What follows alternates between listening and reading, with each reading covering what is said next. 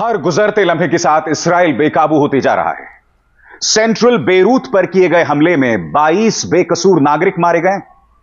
Israel कह रहा था कि हमारा मकसद था वहां पर आतंकवादियों का सफाया करना, मगर 22 बेकसूर नागरिकों का मारा जाना इस बात का प्रमाण है कि किस तरह से इसराइल तमाम हदों को पार कर रहा है।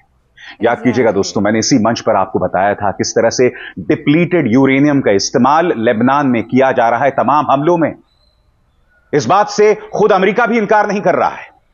और अब सबसे शॉकिंग खबर आ रही है। क्या आप जानते हैं दोस्तों, एक हमले में संयुक्त राष्ट्र के 2 अधिकारी गंभीर रूप से घायल हो गए हैं। ईरान और इजराइल में घमासान युद्ध होने को है, उसकी तैयारी हो चुकी है क्योंकि इजराइल बेकाबू हो चुका है। संयुक्त राष्ट्र यानी कि यूनाइटेड नेशंस को भी नहीं छोड़ रहा है और उसके अंदर याद रखिएगा कि हमारा भारत भी आता है। हे हाय हेलो नमस्ते जी, सत श्री अकाल, अस्सलाम वालेकुम। मैं निधि शर्मा इंडिया से। और जिस कदर की लड़ाइयाँ सालों साल से चल रही है, specially 1 year from last 7th October to this year 7th October, जो एक्सट्रीम वायलेंस पैलेस्टीन पर हुआ है, इजराइल को ना तो शर्म आ रही है और ना ही कोई मंशा उसकी दिखाई दे रही है इस युद्ध को शांत करने की। और डायरेक्शन जो है ना सारी, वो वर्ल्ड वॉर 3 की तरफ जा रही है। खौफजदा करने वाला मंजर है ये, पर अब सच है तो है। अगर इतिहास में कभी वर्ल्ड वॉर हुआ ही ना होता तो हम सोचते कि नहीं होगा, वर्ल्ड वॉर 3 कहाँ से होने वाला है। पर हिंसा जब आज हो रही है बहुत ही मास लेवल पर, और पहले भी हुई है, तो हाँ लगता है कि हो सकता है हमारे हाथ में ना एक्चुअली बस यही है कि हम अच्छे काम करें, नेक आमाल करें, ज्यादा से ज्यादा प्रेयर्स करें, मेडिटेशन करें, दुआएं करें उन मासूमों के लिए जिनकी कोई गलती कोई गुनाह नहीं था। बस वो रौंद दिए गए उन हैवानों की हैवानियत के जरिए जिनको पावर हासिल करनी थी। जमीन का टुकड़ा चाहिए था या धन दौलत चाहिए थी। हमारे देश के एक बिल्कुल सच्चे और एक्सपीरियंस्ड जर्नलिस्ट हैं जिनका नाम है अभिसार शर्मा। हर एक सच्ची खबर को देखने वाला इंसान इनको जरूर से सुनता है। तो आज मौका आ गया है कि हम भी इन्हें सुने इस चल रहे वॉर की अपडेट लेने के लिए। इसराइल जानता था कि यहां पर संयुक्त राष्ट्र का दफ्तर है, बावजूद इसके हमला किया गया। इसराइल ये कह रहा था कि हमने पहले से ही चेतावनी दे दी थी, इसलिए उस जगह को खाली कर देना चाहिए था। मगर आप भी जानते हैं दोस्तों, युद्ध में कुछ नियम होते हैं और उन नियमों के मुताबिक संयुक्त राष्ट्र पर हमला नहीं किया जा सकता, मगर इसराइल ने हमला किया। अब संयुक्त राष्ट्र कह रहा है कि यह एक युद्ध अपराध है, इसराइल पर कार्रवाई की जाए। मगर दुख की बात यह है, अमेरिका इस पूरे तमाशे को देख रहा है। इस खबर को देखिए दोस्तों, इसके मुताबिक अमेरिकी राष्ट्रपति जो बाइडेन ने कहा कि इसराइल को हमारा समर्थन जारी रहेगा। आयरन क्लैड समर्थन, लोहे जैसा मजबूत हमारा समर्थन इसराइल को जारी रहेगा। मगर इसराइल क्या कर रहा है, वो सेंट्रल बेरूत में 22 बेकसूर नागरिकों को मौत के घाट उतार देता है, संयुक्त राष्ट्र के दफ्तर पर हमला करता है। मैं एक सवाल पूछना चाहता हूं, संयुक्त राष्ट्र के 2 मुलाजिम जो घायल हुए हैं वो इंडोनेशियाई नागरिक हैं। क्या अमेरिका और पश्चिमी राष्ट्र इसलिए आंख बंद करके तमाशा देख रहे हैं, इस सबको होने दे रहे हैं?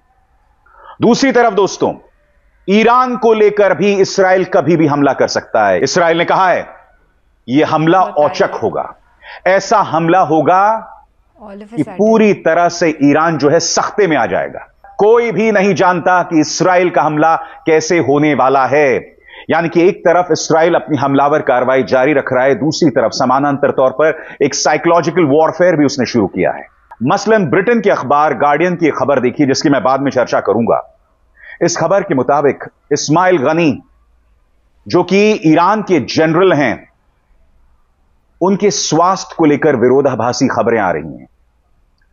कई समाचार एजेंसीज ये बात कह रहे हैं कि उनसे पूछताछ की जा रही है, उन्हें खुद ईरान टॉर्चर कर रहा है। क्यों? क्योंकि जब हसन नसरल्ला की मौत होती है तो उसी के आसपास ईरान के ये जनरल मौजूद होते हैं। बताया जा रहा है कि उनका इंटेरोगेशन किया जा रहा है, मगर ईरान कह रहा है नहीं, वो पूरी तरह से स्वस्थ हैं और आने वाले दिनों में उन्हें इनाम भी दिया जाएगा। यह खबर क्या है दोस्तों?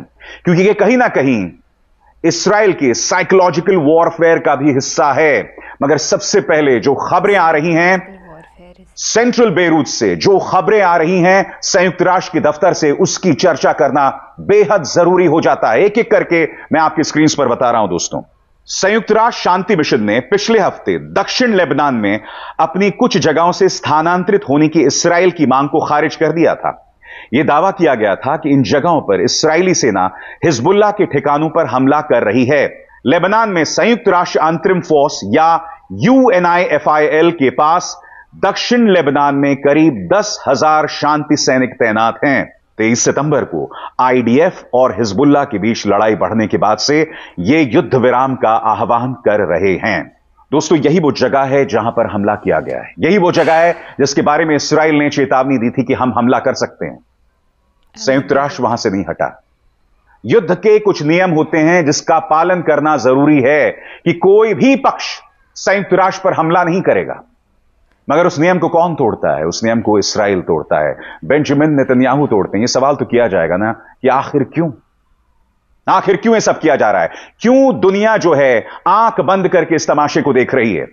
आगे संयुक्त राष्ट्र मिशन ने कहा, हालांकि इस हमले में शांति रक्षकों को गंभीर चोटें नहीं आई, लेकिन उनको अस्पताल में भर्ती कराया गया है। UNIFIL के प्रवक्ता ने बताया वे इंडोनेशियाई नागरिक हैं। इंडोनेशिया भी UNIFIL में सैनिकों का एक प्रमुख योगदान करता है। मैं आपसे सवाल पूछना चाहता हूं, अगर ये इंडोनेशियाई नागरिक के बजाय ब्रिटिश नागरिक होते या फिर इंडोनेशियाई नागरिक के बजाय अमेरिकी नागरिक होते, तब भी क्या ब्रिटेन या पश्चिमी देश ऐसा ही रवैया अपनाते? फर्क देखिए दोस्तों, डबल स्टैंडर्ड्स देखिए, हिपोक्रेसी देखिए, यह साफ तौर पर दिखाई देती है। जिस तरह से आलोचना की जानी चाहिए पश्चिमी देशों की तरफ से, वैसी आलोचना नहीं की जा रही, जो अपने आप में बहुत गलत है।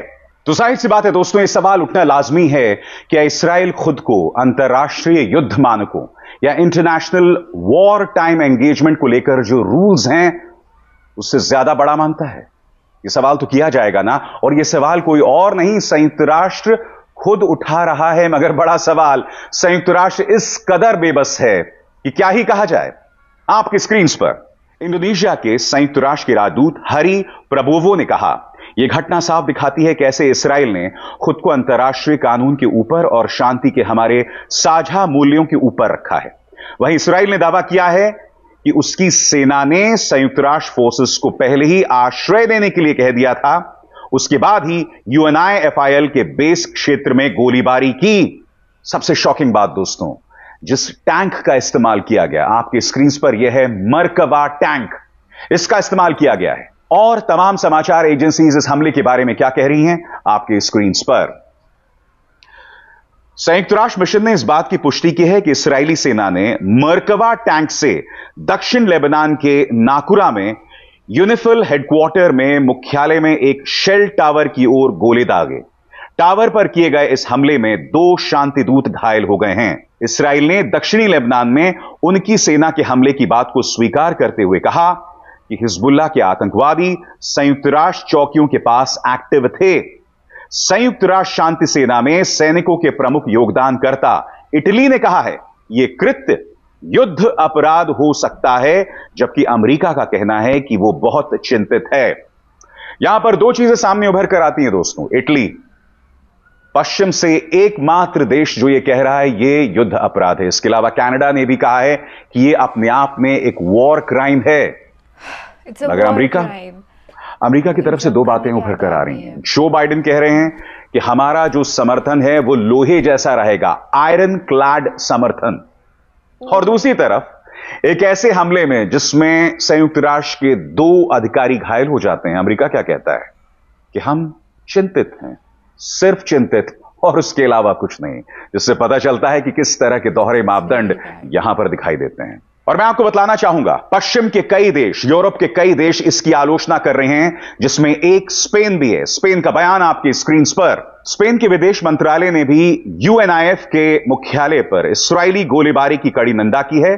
उसने इस हमले को अंतर्राष्ट्रीय कानून का गंभीर उल्लंघन बताया है। इस मिशन में 370 सैनिकों का योगदान देने वाले आयरिश प्रधानमंत्री साइमन हैरिस ने कहा है, UNIFIL सैनिकों या सुविधाओं के आसपास कोई भी गोलीबारी लापरवाहपूर्ण है और इसे रोका जाना चाहिए। दोस्तों, यूरोपीय देशों में सबसे ज्यादा सख्त तेवर इटली के दिखाई दे रहे हैं। उनके रक्षा मंत्रालय की तरफ से जो बयान आया है उस पर आपको गौर करना चाहिए। इटली के रक्षा मंत्री गुइडो क्रोसेटो ने कहा है कि UNIFIL ने इसराइल को हमले और अन्य जिन घटनाओं के लिए जिम्मेदार ठहराया है ये युद्ध अपराध हो सकते हैं। उसने इसराइल से इस पर सफाई मांगी है। उनका कहना है कि ये कोई गलती नहीं थी। रक्षा मंत्री ने गोलीबारी को असहनीय बताया है और अपने इस्राएली समकक्ष और इटली में देश के राजदूत के सामने विरोध जताया है। मगर व्हाइट हाउस यानी कि अमेरिका वो महज चिंतित है और उसके अलावा कुछ नहीं। समानांतर लेवल पर दोस्तों दो चीजें हो रही हैं। पहली बात, ईरान पर कब हमला होगा, क्योंकि आपको याद है दोस्तों, बेंजामिन नेतन्याहू पहले ही सामने आ चुके हैं और उन्होंने कहा है कि ईरान पर ऐसा हमला होगा जिसके बाद दुनिया कांप जाएगी। वो वहां पर नहीं रुकते, वो ये भी कहते हैं कि यह हमला सरप्राइजिंग होगा, औचक होगा, ऐसा हमला होगा जिसके लिए ईरान तैयार नहीं होगा। डोनाल्ड ट्रंप पहले ही नसीहत दे चुके हैं कि यह हमला ईरान के परमाणु ठिकानों पर होना चाहिए। मगर सवाल यही किया जा रहा है ना दोस्तों कि इसका असर क्या होगा। ईरान चुपचाप इस तमाशे को नहीं देखने वाला है। और दूसरी बात, साइकोलॉजिकल वॉरफेयर। गार्डियन की इस खबर पर गौर कीजिए दोस्तों, आपकी स्क्रीन पर। Iran generals whereabouts in question after Israeli strikes on Hezbollah। आपकी स्क्रीन पर यह है हसन नसरल्लाह, हिजबुल्लाह के मुखिया, जिनकी मौत हो जाती है एक इस्राएली हमले में। बताया जाता है कि जब यह हमला हुआ था तब ईरान के ये जनरल वहां मौजूद थे, उसके आसपास मौजूद थे। दोस्तों, यह शख्स है इस्माइल गनी, जो कि इस्लामिक रेवोल्यूशनरी गार्ड कोर के कमांडर हैं। और यह बताया जा रहा है कि जब से हसन नसरल्लाह की मौत हुई है इनसे पूछताछ की जा रही है। गार्डियन की इस खबर के मुताबिक न सिर्फ उनसे पूछताछ की जा रही है बल्कि कई एजेंसीज ये भी कह रही हैं कि पूछताछ के दौरान उनको हार्ट अटैक आया था। मगर ईरान ने पलटवार करते हुए कहा है कि वो पूरी तरह से स्वस्थ हैं। उल्टा ईरान को उन पर पूरी तरह से गर्व है। यानी कि साइकोलॉजिकल वॉरफेयर की एक और मिसाल, जिसमें गार्डियन के हवाले से कई एजेंसीज ये कह रही हैं कि ईरान के इस जनरल से पूछताछ हो रही है, उसे हार्ट अटैक भी आया है। मगर आप जानते हैं दिलचस्प बात क्या है? दिलचस्प बात यह है कि कतर से छपने वाले मिडिल ईस्ट आई का यह कहना है कि उनसे पूछताछ की जा रही है और पूछताछ के दौरान उनकी सेहत बिगड़ गई। यानी कि ऐसा नहीं है कि सिर्फ पश्चिमी एजेंसीज या अमेरिकी एजेंसीज इस तरह की खबरें फैला रही हैं। नहीं, कतर से छपने वाले मिडिल ईस्ट आई ने भी यही बात कही है कि ईरान के इस जनरल इस्माइल गनी से पूछताछ की जा रही है कि हसन नसरल्लाह को आखिर क्यों आसानी से इसराइल ने मौत की घाट उतार दिया। दोस्तों, ये जो खबर आई है ना, उस पर इसराइल का कहना है कि यह बात तय हो गई है कि जब से हमने इस्माइल हानिया, हसन नसरल्लाह, इन तमाम लोगों को मौत के घाट उतारा है, उसके बाद ईरान में जबरदस्त खलबली है। यानी कि इसराइल दो तरफा हमले कर रहा है, मानसिक तौर पर, साइकोलॉजिकल तौर पर, और दूसरी तरफ एक डर भी दिखा रहा है। ईरान भी पीछे नहीं हट रहा है दोस्तों, उसने भी इसराइल के शहरों पर हमला किया। हालांकि इसराइल का यह कहना है कि उससे कोई नुकसान नहीं हुआ, सिर्फ एक व्यक्ति मारा गया, वो भी फलस्तीनी मूल का व्यक्ति था। मगर हां, दुनिया का यह हिस्सा जो है हर गुजरते लम्हे के साथ खतरे के आगोश में दफन हो रहा है, क्योंकि इसराइल कह चुका है कि वो ऐसा हमला करेगा जिससे ईरान कांप जाएगा। मगर आप भी जानते हैं कि ईरान पीछे नहीं हटने वाला है।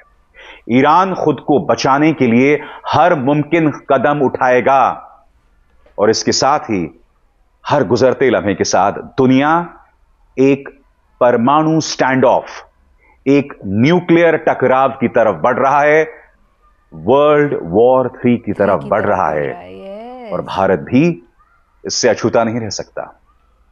अभिसार शर्मा को दीजिए इजाजत। नमस्कार। नमस्कार। And this is against humanity on all levels. Benjamin Netanyahu के अंदर से तो इंसानियत बिल्कुल गायब ही हो चुकी है। ये बड़ी नेगेटिव पावर्स जो देश दुनिया के अंदर ऐसे दंगे भड़काते हैं, उनको क्या लगता है कि वो बच जाएंगे इन सब से? आखिर में सबसे ज्यादा वही तड़पेंगे। इतिहास गवाह है कि जो दुष्ट युद्ध की वजह बनता है, जानबूझ करके दंगे करता है, वो बहुत गंदी मौत मारा जाता है। और दोस्त, जैसे हम इंडियंस को यहाँ गोदी मीडिया से बचना होता है ना, वैसे वेस्ट में भी एक गोदी मीडिया बैठी है। मोदी जी के चेले नहीं है वो, पर उल्टी सीधी खबरें वो देते हैं। जैसे कि बोल देंगे इजरायली बड़े मासूम हैं, उनकी मौत हो रही है, जबकि असलियत उल्टी है। पैलेस्टीनियंस की मौत सालों साल से हो रही है। सॉरी, मौत नहीं हो रही है, वो वहां पे शहीद हो रहे हैं। खबर तो जो भी थी विस्तार में सारी अभिसार जी ने हमको दे दी। हम तो दिल की बात करना आप पसंद करेंगे। पहले शुक्रिया अदा कर देते हैं हमारे देश के चुनिंदा जो बेस्ट जर्नलिस्ट में से एक है ना, अभिसार जी को। Thank you so much. और देखो, बात मुद्दे की ये है कि इजराइल के अंदर अगर कोई बॉम्ब गिरता है, 100 बॉम्ब वो पैलेस्टीन पर हमला कर देते हैं, उसके बाद एक बॉम्ब अगर हमास इजराइल पर डालता है, उनके कंस्ट्रक्शन वाले एरिया पे डालता है जहाँ पे सिविलियंस रहते भी नहीं है, सिर्फ खाली मकान है, तो वहां पे भी वो लोग ऐसे शोकेस कर देंगे कि यहाँ तो बहुत बड़ी हिंसा हो गई, इतने लोग मारे गए, उतने लोग मारे गए। तहकीकात करने जब पहुंचता है कोई रियल जर्नलिस्ट वहां पर, तो कुछ भी ऐसा नहीं होता है। बचपन से ही जायनिस्ट मेंटालिटी में पागल आतंकवादी उन इजराइल क्षेत्र में रह रहे कई लोगों को बनाया जा रहा है, most of the people in fact. और इन कई सारों के अलावा जो लोग हैं ना, वो सब अच्छी मानसिकता के भी हैं। कई लोग इजराइल में से ये भी चाहते हैं कि ये हिंसाएं ना हो।